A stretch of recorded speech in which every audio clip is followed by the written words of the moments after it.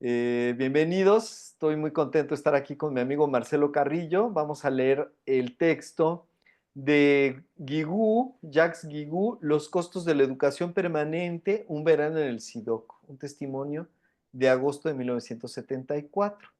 La semana pasada, hace 2 semanas, estuvimos leyendo la primera parte y ahora vamos a terminar de leerlo y comentarlo. Entonces, pues gracias Marcelo por estar aquí. Y pues, ¿qué tal si vamos directo al texto para continuarlo? Claro que sí.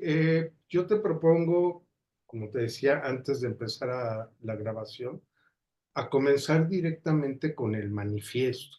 Vamos. Y esto tiene una razón específica. El manifiesto es un texto colectivo y refleja claramente las ideas de Illich sobre educación y escolarización, pues ya con cierto tiempo, ¿no? Porque si bien la sociedad desescolarizada fue eh, publicado en 1970, pues este texto ya, este manifiesto, pues es del 74. Sí, Entonces ya lleva un tiempito de haberse divulgado sí, y así de, sobre educación y escolarización. muy Entonces, bien. propongo empezar por el manifiesto. Vamos entonces, voy a compartir el texto y nos movemos hacia el manifiesto. Entonces aquí está este texto interesante y nos movemos hasta la página,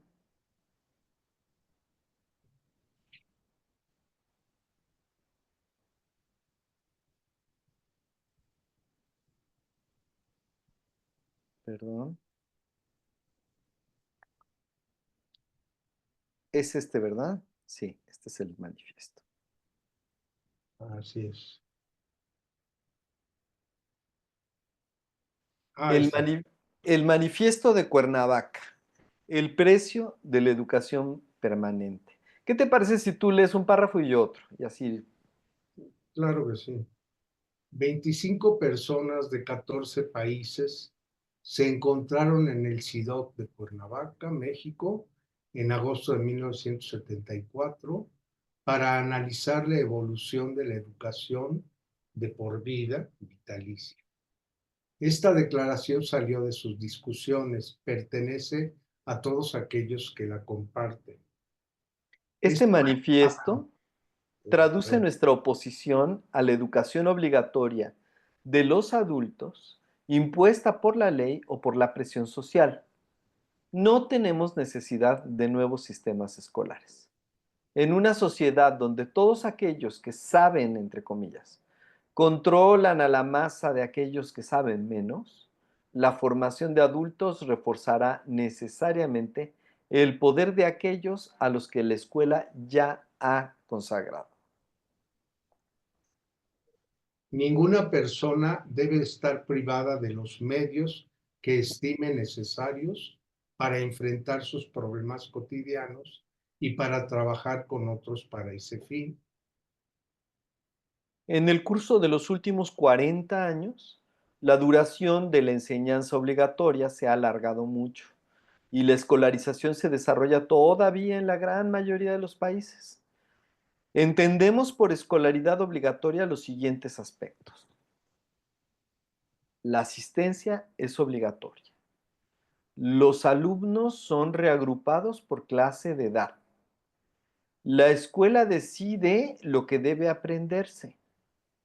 El derecho de enseñar está reservado a una categoría de profesionales. El trabajo escolar es sancionado por calificaciones, notas y diplomas. La enseñanza está cortada de otras actividades de la vida y del trabajo. Es todo eso lo que nosotros rechazamos. Dos, las personas aceptan o exigen cada vez más una formación escolar más larga con la esperanza de que ella les dará acceso al modo de vida y al nivel de consumo de las clases favorecidas. 3. Esa esperanza se vuelve cada vez más ilusoria.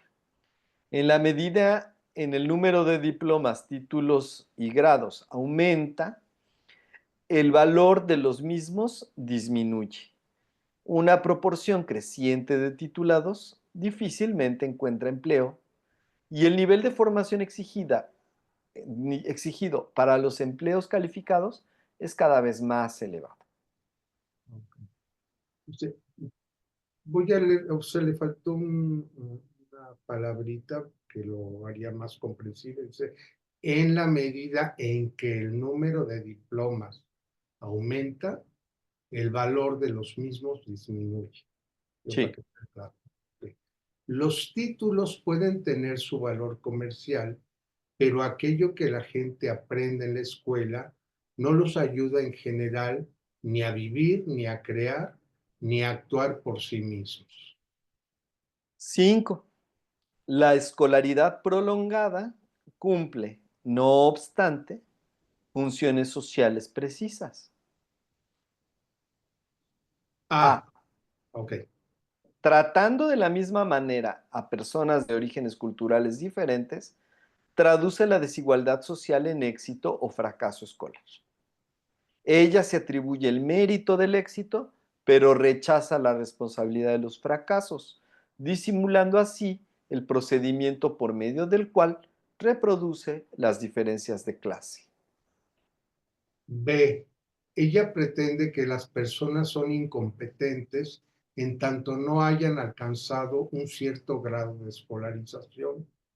No da un lugar a los intereses personales más que cuando estos se ajustan a aquellos que la escuela se propone enseñar. Se impone como el único medio que permite a los hombres controlar su medio ambiente. Hace depender el derecho de actuar de los títulos. Ahora bien, estos no son otorgados más que por la escuela, desalentando así toda autonomía en la adquisición del saber y del saber hacer. C. Imponiendo la ley de la competitividad, inculca el principio según el cual el éxito de algunos no es posible más que en detrimento de otros. Supone que los hombres no quieren aprender por sí mismos y deben ser obligados y que en consecuencia el aprendizaje no puede ser más que doloroso. 6. Sin embargo, escuelas y universidades cubren cada vez más mal estas funciones sociales.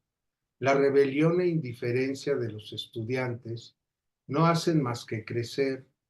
Los empleadores se quejan de la ineficacia e indisciplina de la mano de obra proporcionada por la escuela. Padres y alumnos comienzan a dudar de que la escuela da a todos efectivamente las mismas oportunidades y que ella es una vida segura y que ella es una vía segura, supongo. Hay errores, una vía segura hacia la riqueza y el éxito. 7. Los promotores de la educación permanente estiman que la crisis del sistema escolar puede ser superada prolongando la escolaridad y difundiendo la educación más allá del periodo escolar. Pretenden A. Que tratará los problemas del desempleo masivo mediante un reciclaje de los desempleados. B, que permitirá a los adultos adaptarse a los cambios tecnológicos que pueden volver caducos los conocimientos profesionales, permitiéndoles ejercer nuevas actividades. C. Que facilitará una inserción social satisfactoria de los grupos desfavorecidos, como ancianos, mujeres, minorías, habitantes de países subdesarrollados. D, que entrañará la convicción de que cada quien puede siempre subir en la escala social, gracias a la formación que ofrece a todos y en todo momento la oportunidad de lograrlo. 8. Afirmamos que A. La causa principal del desempleo se debe a la existencia de un número más grande de trabajadores que de empleos. El reciclaje no puede crear empleos inexistentes. B.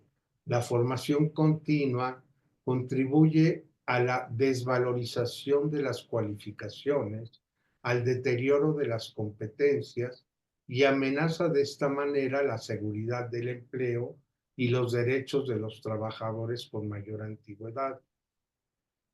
C.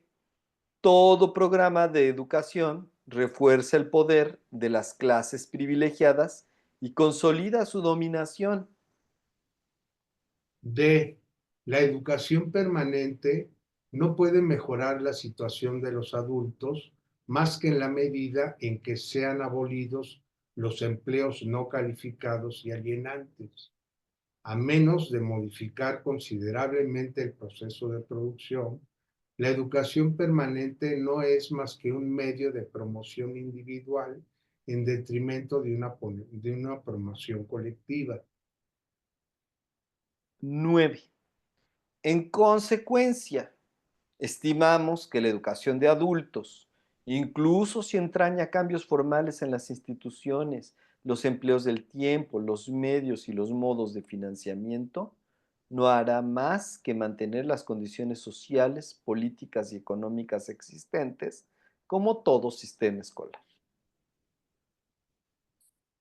10. Toda persona, cualquiera que sea su edad, tiene el derecho de decidir qué quiere aprender, cómo, cuándo y dónde. El saber debe ser accesible a todos en todo momento. Ninguna institución puede monopolizarlo ni sancionar su difusión. Aprender, vivir y trabajar son un todo unitario. 11.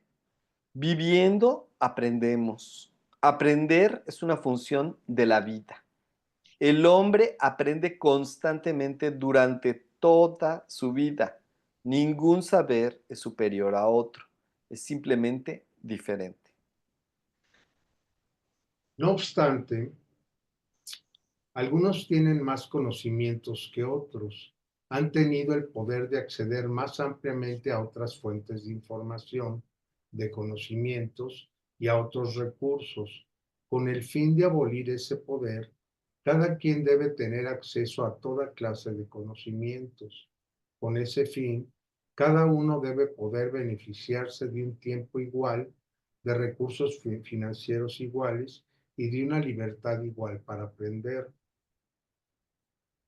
Por otro lado, cada uno debe tener el derecho de acceder libremente y sin intermediario a todas las informaciones, instrumentos, equipamientos y personas de las cuales puede tener necesidad para aprender. 12. Los hombres son los mejores jueces de aquello que han aprendido. El recurso a educadores profesionales con el fin de evaluar lo que han aprendido es superfluo y crea relación de dependencia. 13. Por ello, afirmamos A.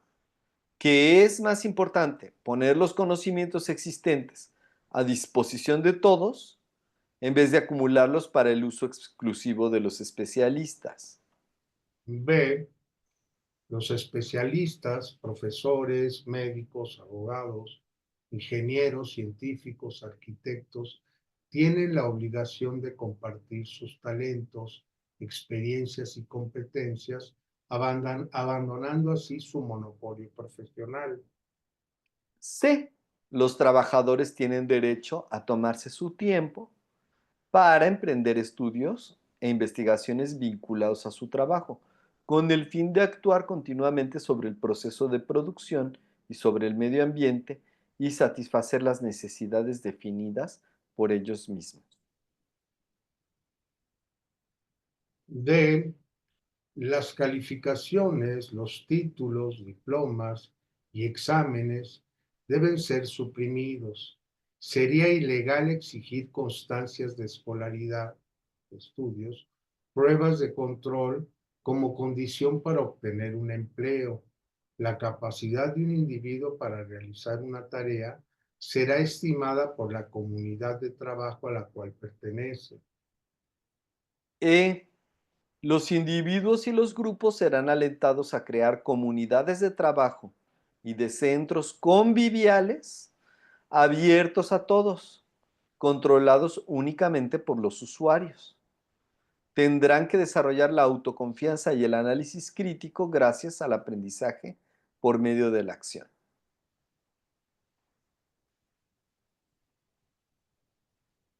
F. Cada uno, cualquiera que sea su formación o sus títulos, debe tener el derecho de compartir su experiencia, su saber o sus competencias. Nos oponemos de esta manera a la profesionalización de los formadores de adultos.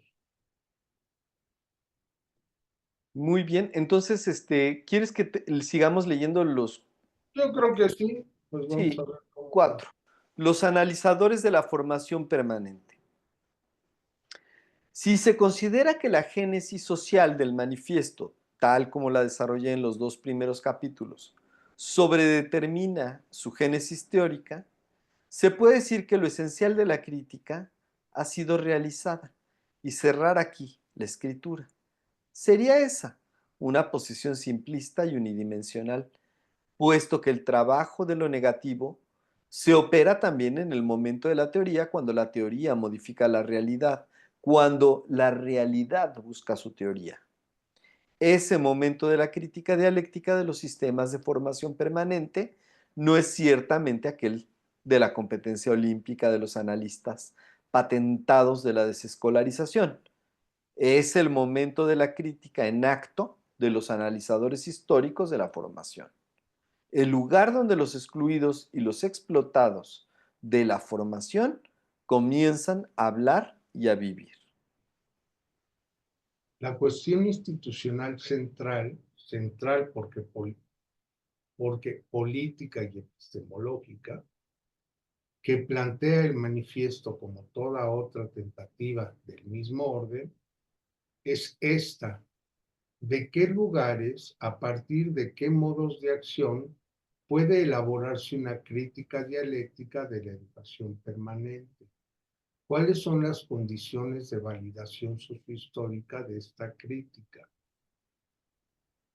La respuesta a esta doble interrogación caracteriza todo análisis de la educación permanente con pretensión científica. La remite del lado del idealismo o bien la propulsa hacia el materialismo. Ahora bien, este manifiesto, lo mostré más arriba, cae con frecuencia en el idealismo crítico. En ello es coherente con el ilichismo y algunas de sus muy olímpicas pretensiones. Completamente distinto fue el Manifiesto de los Trabajadores de la Formación Permanente, redactado durante la crisis de un organismo de enseñanza de idiomas por un grupo de formadores en huelga. Su fórmula, entre comillas, la formación permanente se ha convertido en una mercancía como las otras, cierran comillas, no era una consigna hueca, sino que revela muy concretamente, a través de la crisis singular que ellos han provocado, la lógica institucional que regula el desarrollo actual de los sistemas de formación. Por su resistencia activa a la formación mercancía, estos formadores analizadores sitúan de entrada la crítica de la educación permanente en su verdadero lugar, como un nuevo medio de extorsión del plusvalor. La ley del valor regula por su cuenta en adelante las relaciones de formación. La generalización de la formación continua a todas las relaciones sociales, como la intenta instaurar la ley de julio de 1971, favorece directamente el proceso de valorización del capital. El famoso derecho a la formación no es más que la manifestación de esa integración del tiempo de formación en el tiempo de trabajo. Ahora bien, La formación no escapa al principio de equivalencia. Ella es una mercancía como las otras. En tanto tal, ella no es más que una objetivación del trabajo no pagado por estar integrada en el tiempo de trabajo general, según la expresión de Marx. Grundrisse, ¿no? Ok. Ujú. Examinados punto por punto, los 6 primeros capítulos del manifiesto retoman las principales críticas de la escuela como reproducción de las relaciones sociales. Esa crítica está por lo demás adquirida, aunque habría de revalidar en permanencia a través de las crisis institucionales de la escuela de clase. Las escolias 7, 8 y 9, que conciernen al desarrollo actual de la formación permanente, están a mis ojos demasiado impregnadas de desescolaricentrismo, simple negativo del escolaricentrismo, caro a los formadores de adultos. Así, el único pasaje que vincula la formación con las relaciones de producción no define el impacto político de los planes de formación personal en las luchas de clase hoy. ¿Quién resiste hoy al proceso de control social que se realiza a través de la educación permanente si no son las fracciones de clase más proletarizadas? No es utilizando las nociones pantalla y centristas de adulto y de pedagogía de adultos que se pueden analizar las contradicciones que entraña la generalización de la formación permanente a todas las relaciones sociales. Lo que importa para aceptar la significación es conocer la amplitud de la resistencia, lo más a menudo pasiva, de las clases más proletarizadas, OS, trabajadores, inmigrantes, mujeres no cualificados, jóvenes desempleados, minorías regionales marginales. ¿O ese sería obreros sindicalizados? Puede ser, no estoy seguro, no te sabías. El sondeo IFOP, quién sabe que sean estas siglas, de diciembre 1973 sobre las actitudes de los asalariados respecto a la formación es por otra parte significativa de esa posición de rechazo o indiferencia. El proletariado resiste hoy a la formación permanente como resistió de 1882 a 1914 a la escolaridad obligatoria que le imponía a la escuela burguesa. He aquí un hecho mayor que se descubre en varios países y sobre el cual el manifiesto de Cuernavaca es mudo. Con los apartados 10 y 11 entramos a la parte legalista del texto. El objetivo implícito de esa parte reposa sobre el postulado que es por medio de medidas jurídicas de tipo universalistas que se transformarán las relaciones instituidas con el saber. Esa es una posición de base del illichismo. Las transformaciones sociales provienen en general de una acción sobre las estructuras jurídico-administrativas. Illich tiene confianza en la capacidad instituyente de las burguesías liberales occidentales. Es Rousseau contra Marx. El punto 12 sobre la autoevaluación ameritaría largos desarrollos, puesto que el recurso a un cuerpo de evaluadores profesionales entraña ciertamente una relación de dependencia que no puede ser suprimida por un simple decreto liberal. Las apuestas de la evaluación de la formación dependen de determinaciones institucionales de esa formación y en última instancia del poder estatal. Las proposiciones del último capítulo no llegan a entrañar adhesión, puesto que ellas no son más que la respuesta de las ambigüedades del análisis crítico del principio. alentar a los individuos y a los grupos a crear centros conviviales y comunidades de trabajo, entre comillas, sin decir cuáles son las fuerzas sociales que históricamente van a tomar la iniciativa de esos cambios, no puede ser más que ilusión, al menos que la época tenga de nuevo necesidad de ilusiones para edificar nuevos Olimpos. Sí. Jacques Guigou, sociólogo francés, nacido en 1941, autor de varios libros y artículos relacionados con la crítica a las prácticas de la educación de adultos y el análisis institucional, cercano a la corriente socioanalítica del análisis institucional que se desarrolló en Francia a partir de la segunda mitad del siglo XX. Se inscribe en la tradición libertaria, cercana a corrientes del marxismo crítico y el anarquismo. Se puede consultar su blog. La dirección se encuentra en la correspondencia, que contiene gran parte de sus artículos publicados, libros y correspondencia. Traducción aquí de nuestro compañero Marcelo Carrillo Babani, Ciudad de México, diciembre de 2016. Muchas gracias, Marcelo. Es realmente muy interesante el texto. Es- Y a mí sí me gusta porque me gusta que haya un enfoque crítico también, no porque si Iván Illich cuestiona todo el sistema educativo y hace una propuesta verdaderamente anárquica, ¿no? Es como anarquista su postura, pero, híjole, ¿no? Yo la cuestión que yo a veces me pasa leyendo a Illich es que él da muchas recetas, ¿no? Pero no dice cómo, ¿no? Es un pues, certero en el análisis, certero en la crítica, pero en la solución es como que nos suelta ok, ya desmenucé, ya aquí les va, a ver cómo lo hacen, ¿no? Y en la práctica, los que estamos más en la práctica, en el día a día, pues vemos que a veces los sistemas se ayudan de alguna manera u otra. En fin, Creo que valdría la pena contextualizar un poquito el texto, ¿no? En su sí, época.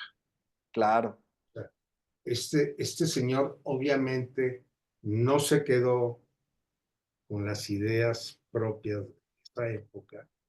Este, seguramente fue influido porque ahí hay mucho, ese anarquismo del que pues es muy marxista en realidad, ¿no? O sea, yo marxista veo y sí, que su análisis hacia el final es todavía muy sí, marxista. muy marxista, sí es cierto.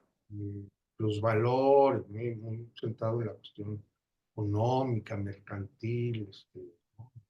Mercancía y todo eso.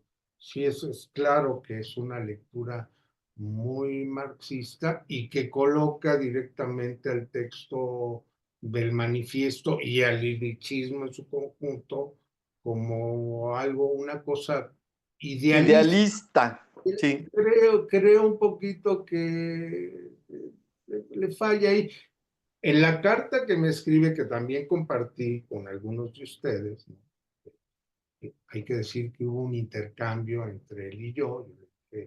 Cómo me llegó ese texto a mí, me pareció increíble cómo me había llegado su texto, que además hay que decirlo, el texto me lo mandó Etienne Verne, y Etienne Verne es todavía, supongo, un ilichista convencido, consumado, sí, totalmente muy cercano a las ideas de Illich y a su evolución, porque también Illich obviamente evolucionó, no se quedó en las posturas que tuvo en los años 70. ¿Verdad? O sea, sí, digamos, uno puede notarlo claramente en los dos tomos publicados por el Fondo de Cultura Económica.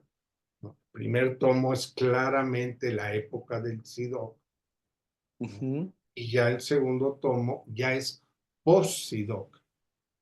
Y eso es importante porque el señor no se quedó, digamos, anclado en estas ideas que lanzó públicamente y que gracias a las cuales fue conocido a nivel internacional, porque en Su efecto, época de los panfletos, como decía Iván.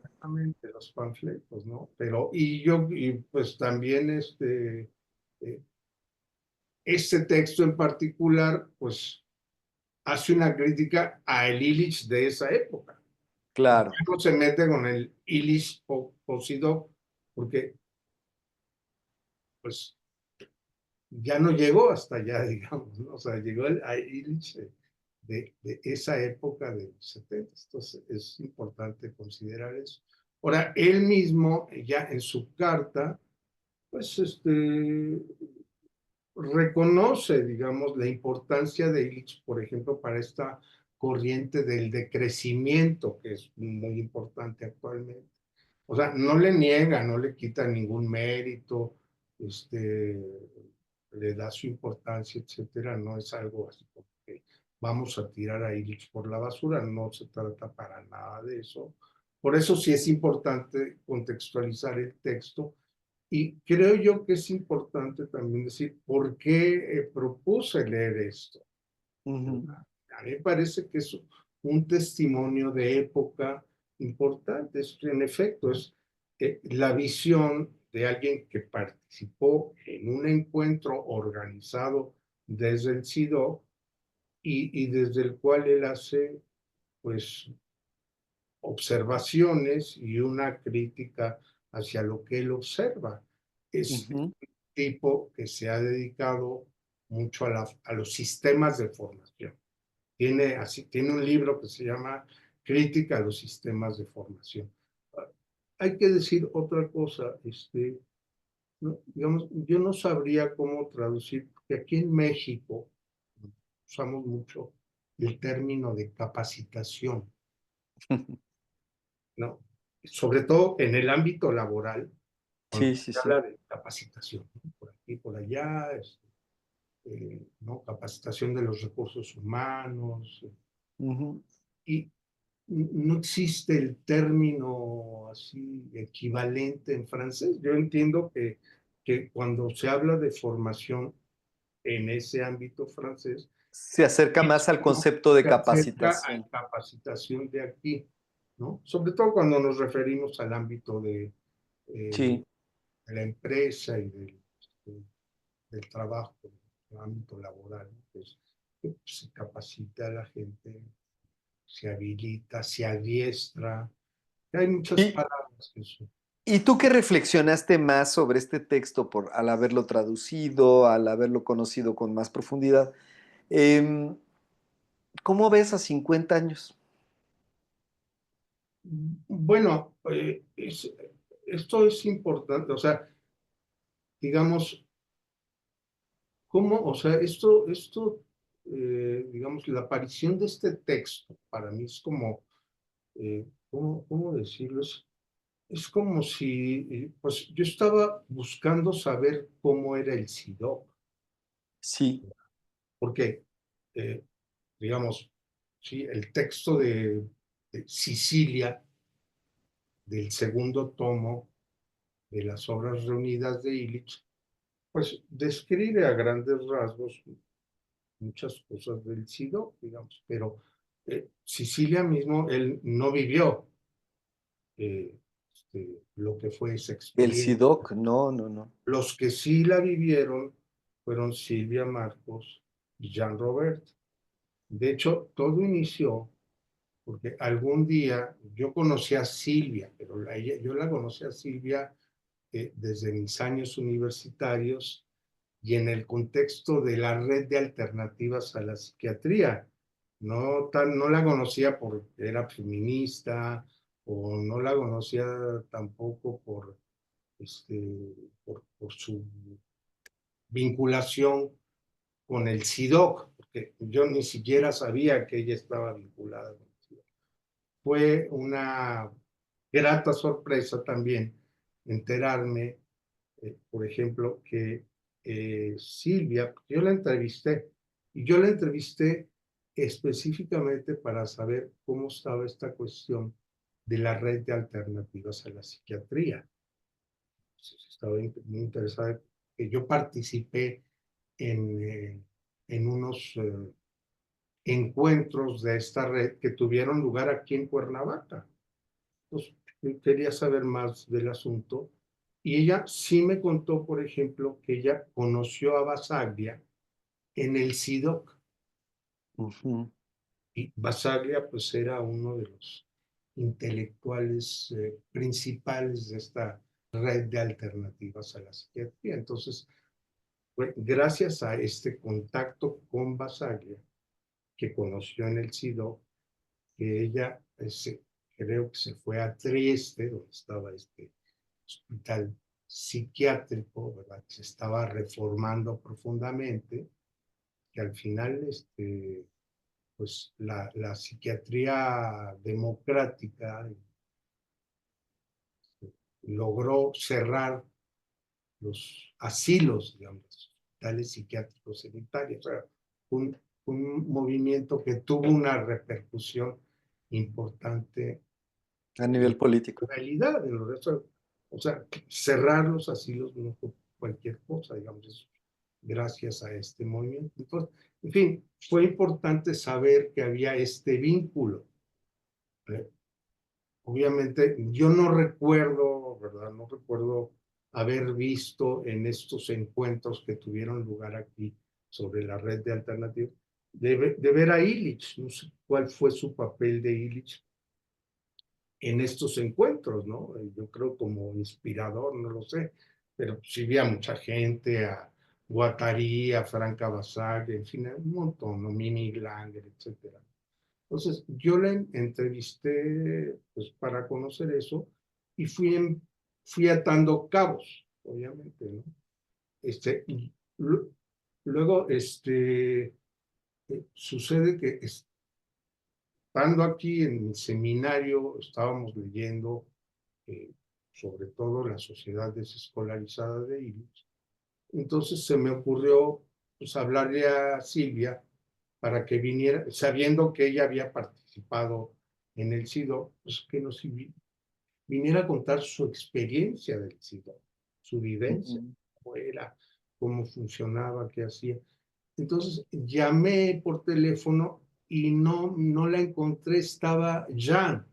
Y yo, sin saber muy bien, pero teniendo un poquito una vaga idea de que él estaba muy involucrado en el SIDOC y con Illich, entonces le dije directamente a Jan si podía venir al seminario. Estaba dispuesto a venir al seminario a hablarnos sobre el SIDOC de Cuernavaca. Entonces vino, sí, en efecto aceptó, vino y llegó Silvia también, inesperadamente para mí. Yo no había quedado con ella nada. Y estuvo muy interesante, ¿no? Porque nos hablaron de cuál fue su propia experiencia en el SIDOC de Cuernavaca. Entonces, bueno, este texto, pues, es otra visión del Ujú. momento. O sea, no es una visión, o sea, es una visión crítica de lo que es el SIDOC y de lo que es Illich en el SIDOC, pero que, pues, no es una crítica, eh, digamos, totalmente externa, es alguien que participó en una de las actividades del SIDO, ¿verdad? Y que desde ahí logró ver más a grandes rasgos cómo funcionaba y nos da cuenta de lo que vio. Entonces, a mí me pareció muy interesante entrar en contacto con ese texto, que en efecto me permite ver, pues, más o menos a grandes rasgos el funcionamiento del SIDO, que también me permite comprender ciertas partes. Ves que aquí para el análisis institucional Sí, es importante distinguir la génesis social de la génesis teórica. Las sí. vincula, pero no son lo mismo. Entonces, Ujú. por ejemplo, para mí sí era muy importante. Yo creo que andaba buscando eso de manera un tanto inconsciente, no creo que estuviera muy claro el asunto, pero ahora, rememorando la cuestión, pienso que Ujú. yo sí estaba tratando de o sea, de entender cuál fue la génesis teórica, no, la génesis social de la sociedad desescolarizada. Es decir, yo me preguntaba, el CIDOC era una institución académica, entonces, Sí. bueno, pero no es escolarizada, entonces, ¿cómo funciona? O sea, bueno, entonces, digo, a mí me quedó ya muy claro que, pues, en parte, ahí no se ofrecían títulos, ni grados académicos, ni pasabas exámenes, ni nada que tuviera que ver con el sistema escolar, ¿no? Que está hecho de Ujú, asistencias, de exámenes, de, de grados, certificados, etcétera. O sea, era un funcionamiento no burocratizado. Y de eso un poquito nos habla Guigou en su texto, también habla cómo funcionaba, ¿no? Para él le parecía que era una cuestión muy mercantil porque se anunciaban en una especie de, ¿cómo llamarlo? Un periódico mural, todos los seminarios que se ofrecían y la gente se inscribía y los pagaba, ¿verdad? Entonces, en ese sentido, pues en efecto no era una institución pública, no era gratuita, sino que tú pagabas tu participación en los seminarios que se ofrecían. Había una cosa que me dijo Jan, un poquito con cierto resentimiento, ¿no? Porque decía que o sea, que a los latinos, a los latinoamericanos no se les cobraba, pero a los que venían de los países del primer mundo, Estados Unidos, Europa, sí se les cobraba. Entonces parece que ya, pues, siendo suizo, sí se le cobraba y él estaba un poco molesto porque yo creo que no, su situación no era tan buena como para que se le cobrara. En fin, pero entonces sí, el texto me acercó a lo que fue SIDO, que era mi objeto de estudio directamente. ¿Terminaste ese estudio o...? No, la verdad es que se quedó trunco porque, o sea, estaba haciendo yo un doctorado en historia en la Universidad Iberoamericana y pues hubo un desencuentro aquí con la asesora, con la directora. Yo no lo elegí, ella me lo asignaron así. Aquí en el CIDO. Bueno, perdón, el CIDEM, el Colegio de Morelos. Así es, y entonces esta mujer estaba más interesada en imponer su autoridad que en la investigación que yo quería hacer. Entonces, Mm, pues, chocamos, obviamente. Y sí, ya se quedó el trunco. Digo, yo he seguido por mi cuenta, pero pues, eh, el objetivo de meterme a este doctorado pues, era una manera de financiar una investigación que yo quería hacer, que había claro. presentado en el CIDEM, y que pues no encontraba yo la manera de hacerla, pues quería yo dedicarme a eso y para dedicarme a eso pues necesita un financiamiento. Entonces, una forma que se me ocurrió como De casualidad leíste a un cuate que se llama Igelmo, creo que se apellida Igelmo. sí, bueno, sí, en efecto, me conecté con él.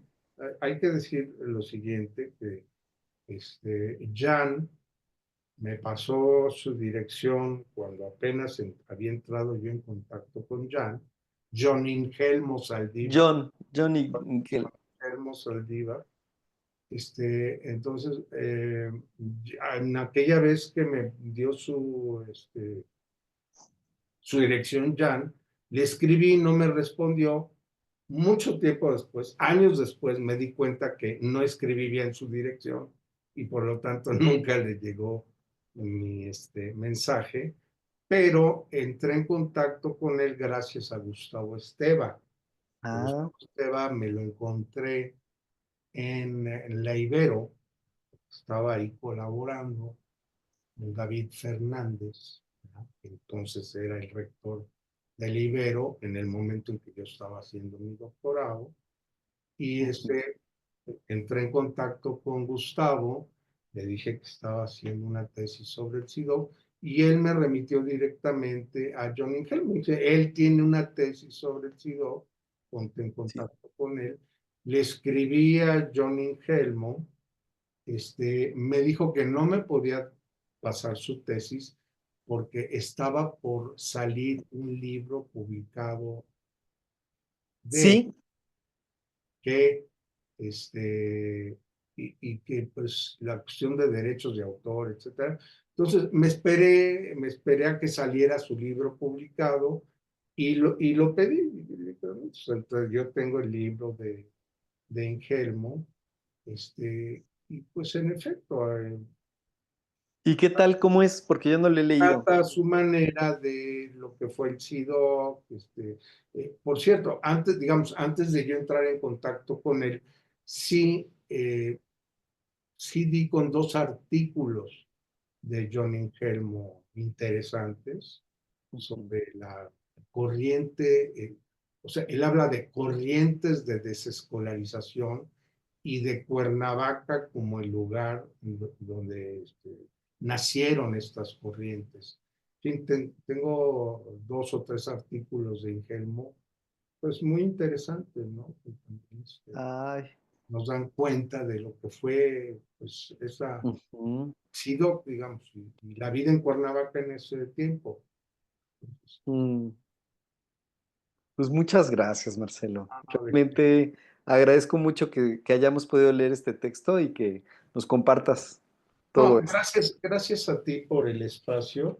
Antes de concluir, ¿verdad? Y para Ujú. los compañeros Que nos escuchen. que reaccionaron de manera así un poco emotiva, yo quisiera leer es una, es una conferencia, ¿no? Sí. Es el texto de la conferencia de Castoriadis, ¿no? Mm. Este, es, es una conferencia que él dio en 1981. Fue invitado a una especie de coloquio para hablar sobre Hannah Arendt, ¿verdad?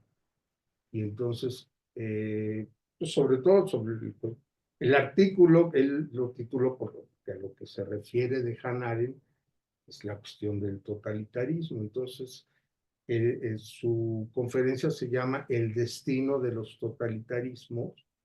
Nada más voy a leer la primera oración, que es, Mm.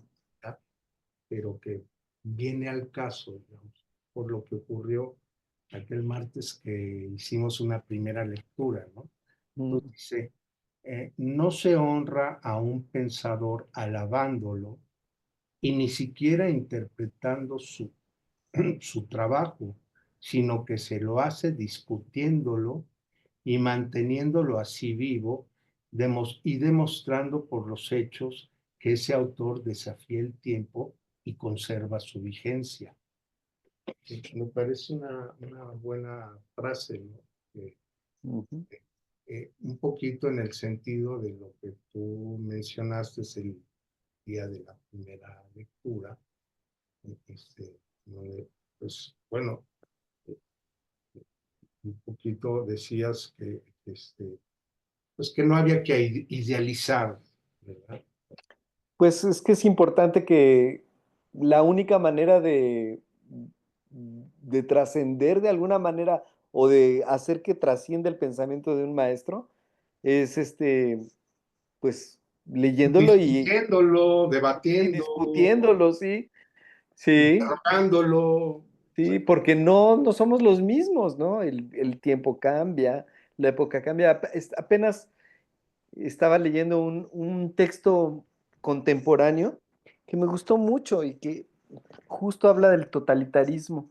¿Cómo estamos ahorita en una época nuevamente acercándonos a esos discursos? Entonces, eh, Sí, se necesita el pensamiento dialógico crítico.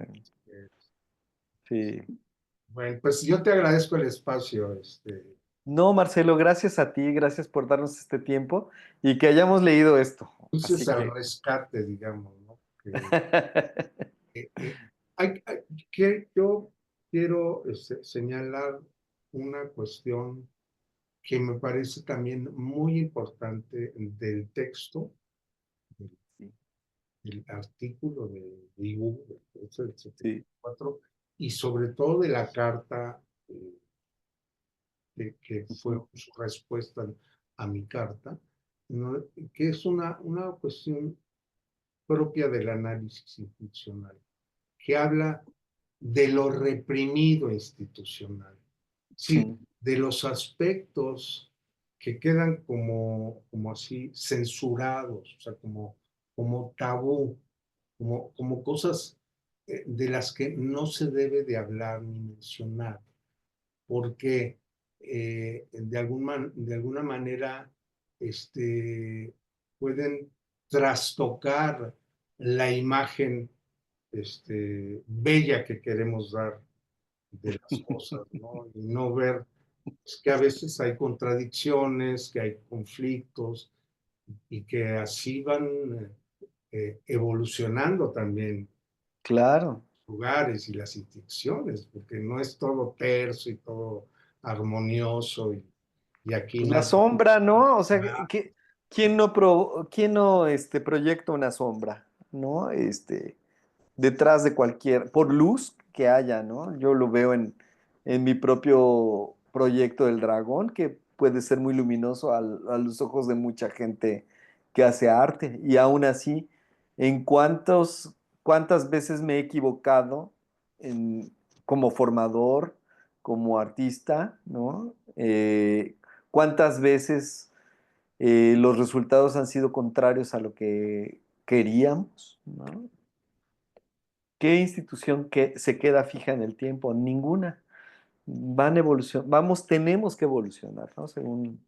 Yo diría que hay que tener cuidado de la crítica, de la censura sobre todo, Ujú, ujú, porque sí hay, yo sí me sentí censurado, francamente, y ujú, no, digamos, yo los vi, el otro día me los encontré casualmente ahí en la ujú, zona, me encontré con Servando eh, y me encontré con Gerardo, que fueron los que ujú. reaccionaron más Jorge, Gerardo. indignados, ¿no? Sí, Sí. y pues igual, Ujú, digamos, y bueno, o sea, tampoco me quedé así, no. Sí. golpeadísimo, ni no, no, mucho menos. No, no lo entendí, en efecto, sí me pareció Ujú. un poquito exagerada la reacción, pero bueno, entiendo que probablemente había mucho contraste entre la lectura de la poética zapatista y este texto Que nos remite muy a tiempos muy marxista de los años anteriores, sí. 70, ¿verdad? Pues, en Sí. efecto. Pero bueno, pues son cosas que suceden. Y qué bueno que sucedan. Pues muchas gracias, Marcelo. Ah, sí, pues Y lo voy a subir a la red y lo voy a compartir en el seminario. órale, güey. Tal cual, así, con Nos este vemos, cierre. dime, nos vamos a ver el próximo martes Y o, yo creo que va a ser bueno, en hasta abril. abril, En ¿verdad? abril ya Alicia nos va a mandar más o menos el programa. Órale, pues, sale, pues, gracias. Muchas gracias, Marcelo. Saludos. Hasta luego. Chao. Bye.